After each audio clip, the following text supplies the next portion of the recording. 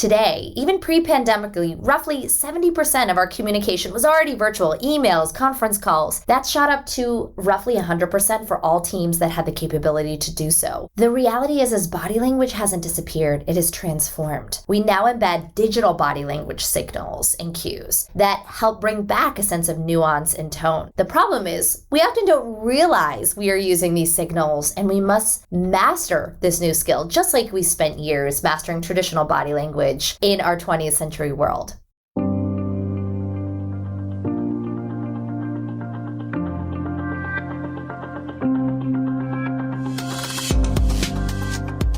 Hey everybody, I'm Lori Rudiman. Welcome to Punk Rock HR. My guest today is Erica Dhawan. She's the author of Digital Body Language: How to Build Trust and Connection No Matter the Distance. Eric is on the podcast today because we are all Zoom overloaded, FaceTime overloaded, Skype exhausted. And on today's show, we talk about how to make the most of this weird digital landscape we live in and how to communicate effectively so it's done right first time, and also with a sense of empathy and compassion for the people we're communicating with. So whether you lead cross-cultural teams across vast time zones, or you're just trying to communicate more effectively with your friends and your family, and you're still using FaceTime and Skype and all the platforms, we'll sit back and enjoy this conversation with Erica Dhawan.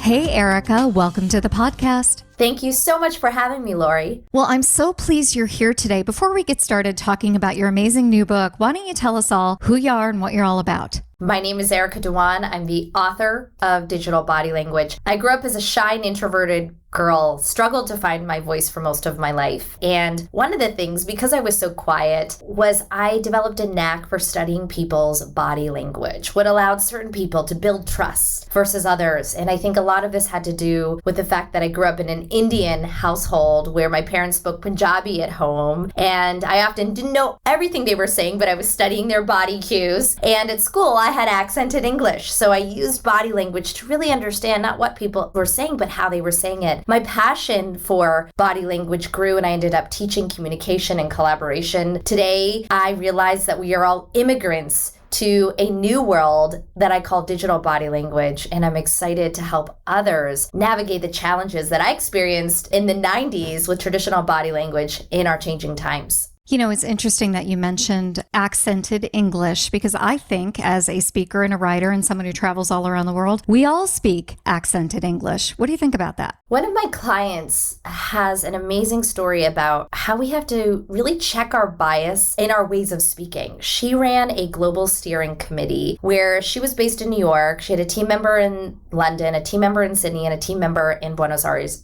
Argentina. And her colleague in Argentina was not speaking up much, especially in the world of video calls and phone calls, the norm for a global team. And she often assumed that maybe he just wasn't as interested. Finally, she got the courage to IM him one day during one of these calls, saying, "Is everything okay? What do you think about this?" And he said, "I'm having such a hard time translating 3 different English accents at the same time, an American, a British, and an Australian accent. This is a really important lesson that we all have to check our own biases and create cultures that are truly inclusive in our modern day world." Thank goodness for Zoom and the ability to turn on captions. That has saved me as I work with global teams. So I'm so glad to hear that. That's like such a smart way to begin this conversation. You wrote this amazing new book on digital body language, and it's so well timed. So let's start there. Why do we collectively need to become better aware of our digital body language? Research shows that roughly 75% of face-to-face communication is our nonverbal body language. Pacing, pauses, gestures, smiles. These were the cues that allowed us to understand whether we had built trust, whether people felt respected or not. Today, even pre-pandemically, roughly 70% of our communication was already virtual, emails, conference calls. That shot up to roughly 100% for all teams that had the capability to do so. The reality is, as body language hasn't disappeared, it is transformed. We now embed digital body language signals and cues that help bring back a sense of nuance and tone. The problem is, we often don't realize we are using these signals, and we must master this new skill, just like we spent years mastering traditional body language in our 20th century world. So what has the loss of nonverbal body cues really meant in today's workplace? Imagine this scenario. Ethan is a team member who gets a fire drill request from his boss. He stays up all night working on the deliverable. Finally, he finishes it at 6 a.m. His boss comes in at 7:40 a.m. before the 8 a.m. meeting. He gives the deliverable to his boss and he sees the relief, the exhale in his boss's face. He sees his boss give it to his boss, and Ethan feels valued, respected. He knows that his leader knows how hard he worked. Now let's imagine this in a world with no body cues. Ethan stays up all night. He sends that deliverable at 7:40 a.m. by email. He may get no response from his boss. He may get a K period. This is a situation where Ethan may not feel as valued and as respected. So what was implicit in our traditional body language signals now has to be explicit in our digital body language. Can you give us some examples about how to be more explicit? I mean, we're all limited by these tiny screens, relatively speaking, in front of our faces. So how do we become more explicit and more intentional? The pace of change in the world of business is fast, and that drives incredible complexity for the world of human resources. Welcome to the HR Data Labs podcast, a series of conversations with experts inside and outside the world of HR on how to innovate, measure, and evolve our practices. Our goal is to help provide you with practical examples of how HR has to change to meet the complexity of the business environment. Every week, we'll talk to new and different voices on all aspects of HR. And at times, we'll get irreverent. Silly even. And sometimes geek out on the data and technology that underlie the processes that drive the world of HR. But the conversations are always insightful and fun. So please, enjoy the HR Data Labs podcast. I'll share two stories of how leaders were not as explicit and what would have been a better scenario. One leader, Adriel, had a quick idea for a project that she wanted her team member, Brian, to work on. So one Thursday night, she sends him a no-subject calendar invite for a meeting the next morning, 8 a.m. for an hour. She comes to the meeting, and little does she know, Brian thought he was about to get fired. There had been budget cuts during that week, and he didn't sleep all night. He assumed the worst. He looked exhausted. She said, "I want to talk about the client." He says, "Oh, I thought I was about to get fired." Now, while this story may seem trivial, the honest truth is to never confuse a brief message with a clear message. Our words carry different weight, especially with the asynchronous timing of our messages. We don't have real-time feedback. So holding your horses and thinking before you type can go a long way in creating that culture of respect, empathy, and collaboration. Let me give you another example. One of my clients sent a message to his boss, Tom, that said, "Do you want to speak Wednesday or Thursday?" And Tom's response was, "Yes." I like to share this story because in today's world, reading messages carefully is the new listening, and writing clearly is the new empathy. Knowing how to use these tools not only helps create clarity, it avoids levels of anxiety, misunderstanding, and paranoia among your teams. And I recently ran a study that showed that the average worker is wasting 4 hours a week on poor and unclear digital communication. This has an impact on productivity, but also on innovation and true customer and client service. So how much of the responsibility falls on managers and supervisors to communicate clearly, and how much on workers, freelancers, and employees? I talk about 4 laws of digital body language in my new book. And the second law is what I call communicate carefully. And I think baseline, this is a skill that we all need and we all must role model. In addition to that, I often like to recommend that when leaders don't communicate carefully, the impact that has on businesses, on lost profits, can be more immense. I'll give you an example. A chief marketing officer was on a Zoom call just in the last few months giving some feedback to her team for a high priority deliverable that she was going to present to the board. And she reviews a slide and says something of let's iterate on this topic a bit more. She thought she had said, let's add 2 more bullet points on the slide, but she didn't. The next week, the team comes back with 10 new additional slides on that topic. They had spent about 40 hours on it. Finally, she says, okay, let's whittle it down to 2 bullet points. They feel undervalued. They wasted a lot of time, and she could have been much more clear instead of brief. And so this is an example where leaders need to understand that their messages carry different weight and can create confusion if we don't take that extra step to master digital body language consciously, just like we spent years with courses and on-the-job feedback to master traditional body language. It's interesting that you chose the pronoun she for the leader, because I think there's a real gender dynamic here. So can you talk a little bit about how gender and identity play in the world of communications and what we could do to check ourselves before we wreck ourselves here with assumptions? Some of you may be familiar with Deborah Tannen's book in the 90s. She wrote a book in 1990 called You Just Don't Understand: Women and Men in Conversation, about some of the different traditional body language signals of how men versus women communicate. Now, I will say that I don't think that a lot of communication research has sped up with the times, be it gender non-binary or someone who has a pronoun of he versus she. And so I'm going to share some general themes of what I discovered across the gender spectrum. But I think that this is a frontier where more research should be done. What I identified in my studies of gender differences in digital body language is that there are masculine to feminine styles of digital body language. And I know women that have a masculine style, and I know men that have a feminine style. For example, a more masculine style is short, to the point, assertive language. A more feminine style may be throwing in those emojis, those exclamations, using more language that has longer spellings of certain phrases. And again, we are not all the same, and all men and all women are not all the same, but some common things that have been shown in research is women often feel more pressure to sprinkle or pepper, soften up their messages with exclamations or emojis. Men don't feel that pressure. Another study showed that a woman that was younger in the workplace that used multiple emojis in a workplace email, when compared to a man at any rank level in that same workplace, the woman would be more likely to be seen as incompetent. The man would be more likely to be seen as casual or friendly. So similar to some traditional body language biases such as uptalk and voice pitch, there are new gender digital body language biases that we must be aware of. I'm a big fan of breaking these barriers and being who you are. At the same time, it's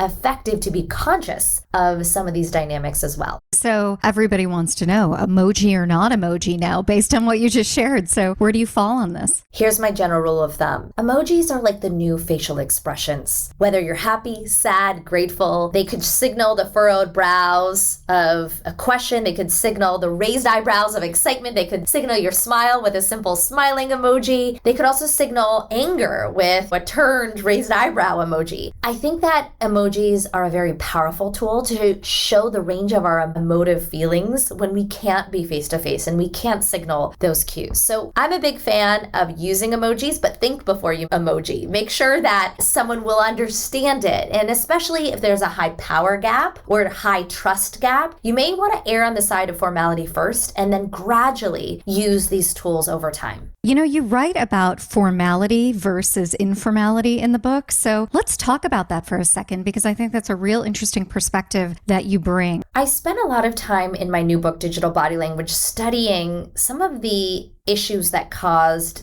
digital anxiety. And we all know, we've seen the research of high levels of anxiety in the workplace today. And one of the most common themes was this idea of formality confusion. For example, if we have a back and forth with a colleague and we usually communicate with them in email with one-liners, and then they all of a sudden start ending their emails with best regards. Or, for example, we usually text someone and hop on quick calls with them, and then they start asking to work with their assistant to get a time on their calendar. These are examples of what I'd call a shift from informality to formality, or the reverse, formality to informality. Formality confusion can often create levels of anxiety. And my general rule of thumb is, number one, assume good intent. Maybe someone is busy. Maybe, an individual just needs more time to get back to you if you don't hear back from them. But at the same time, if you are seeing a repeated pattern of change and you are concerned about it, or it's getting in the way of work, don't hesitate to pick up the phone. Picking up the phone is worth 1,000 emails to just get clarity, to check if your interpretations are correct, and create that culture where you're not ruminating or in paranoia, and instead really engaging most effectively with them. I love that you use the phrase pick up the phone, because I'm, a 90s kid as well. So that's what we used to do when I first started out. There were still phones on desks in corporate America. I wonder if picking up the phone is still a little bit better than Zoom, if you have a perspective on this. I know for me, there's something more intimate about a phone conversation than staring at someone's face and trying to be performative and show body cues to reassure that person. When I'm on the phone, I can almost focus on the message and I can listen a little bit better. What do you think about that? Hi, I'm George LaRocque, and I'm looking forward to exploring the critical trends shaping the future of work and technology with you over on the Work Tech podcast. Now, this podcast is a little different. I bring together industry leaders, innovators, and investors, and we go deep into market intelligence that matters to HR pros and tech providers alike. So give the Work Tech podcast a listen here on the Work Defined Podcast Network, and please subscribe if you like it. See you there. I think, Lori, you are pinpointing something I identified in the research, which is we all have different digital body language preferences. And I'll give you an example. In my book, I decoded, especially across age groups. And it's not just age-based, but there's different styles. There are digital body language natives who really prefer chat tools. They don't even want to get on the phone. They have what I'll call phone phobia. If you call them out of the blue, they're like, why haven't you scheduled this on my calendar? At the other end are individuals more like us who grew up with a phone and a landline who are like, why didn't you just pick up the phone? Why are you emailing back and forth for something that we could just discuss in 3 minutes? And so the reality is that we are all not the same. I think that we all have different styles. And for you, it may be much more beneficial to just pick up the phone. What we often find in the research is also introverts prefer the phone rather than having to look at the camera, having to look at their own face on a screen. It's not natural for us to see our own body language when we're trying to connect with others. But at the same time, for teamwork, oftentimes leaders really want to use the power of video body language to create connection, as well as in first impressions in that first meeting. So my general suggestion is know when to change the channel. Don't just default to video. Don't just default to phone. Think about what's the complexity of the information, what's the familiarity with the person, what's the urgency of it. And those different answers will help you know if it's really quick, just get to the phone. If it's complex and maybe a negotiation, maybe getting on that video call matters. Well, I love that you began the conversation talking about how much of our communication was already online before the pandemic. Because years ago, and we're talking now a decade ago, I had a young woman working for me and I left her a voicemail message and she would call me back right away and say, what's up? And I'm like, if I wanted to tell you what's up, I would have just told you what's up. I left you a voicemail. I expect you to listen to it. Now I'm ashamed of my attitude because I realized I wasn't thinking about her generation, her style. I didn't demonstrate empathy. But also there is a power differential there. And if I do leave you a voicemail, I do expect you to listen to it. But it's just so interesting to me that we were struggling with this before the pandemic, to your earlier point. And I wonder, are you optimistic or pessimistic about whether or not we're going to get this right? I love your story, Lori, because in some ways I would already define you as you're a digital body language adapter first. You prefer some of those traditional body language cues of respect, but you've had to get comfortable being uncomfortable with individuals that are different. And I'll share a similar story as I answer your question. I had an intern who was taking messages for me, and he said, Bob called. And I said, which Bob? Bob from Idaho, Bob from Minnesota. And he didn't know how to take a message because he didn't grow up in a landline world. He grew up with cell phones. He knew exactly who had called. And so similar to whereas there are individuals who their default is those traditional body language cues, there's a whole nother generation rising where they're digital body language first centric. And in some ways, they have to relearn some of those traditional body language cues, whether it's making sure they have direct eye contact in face-to-face meetings, making sure they don't miss the lean in or look down at their phone too much. And so this is a moment where we can really foster that cross-generational exchange in a deeper way and learn from one another. And again, not all young people are the same. Not all old people are the same. I know 50-year-olds that look at their phone all the time. I know 35-year-olds that have brilliant face-to-face engagement. But I think that I am hopeful, I am optimistic that if we can take what we've learned in the last year, hopefully with lessons from the book Digital Body Language, and think about what has allowed us to be more inclusive, more collaborative, with video calls, with having many people be part of the conversation that weren't just in the office, as well as what worked pre-pandemic around when we really needed places and spaces to come together versus work from anywhere. I think that those lessons and that reflection will really prepare us forward to move to optimism and a better transformative way of working versus going back to work to some of the challenges that just existed pre-pandemic. Well, if there's one thing you would love to leave our community with today as we wrap up the conversation, what is it? Less haste equals more speed. The pressure to communicate quickly is often causing leaders to reward the fastest person who responds in an email and a video call versus the most thoughtful ideas. Take the time to slow down, give your team members the space to think, and the truly best ideas will come. That's a really beautiful way to end the conversation. Erica, if people are interested in learning more and getting your book, where can they go to find out more? My new book, Digital Body Language, is available everywhere from Amazon to Barnes & Nobles to Audible. I hope you'll check it out. Have a book club, gift it to your boss, gift it to your colleague, gift it to your children so that we can all relearn these skills of connection even from afar. This book will not only help you when you're online, it will also help you understand how traditional body language is changing because we've spent a year online. And last but not least, if you want to learn more, you can find me at my website, ericadhawan.com. I include a free digital body language quiz on the site that you can take to understand your style. So fun. Thanks again for being a guest today. Thank you so much, Lori.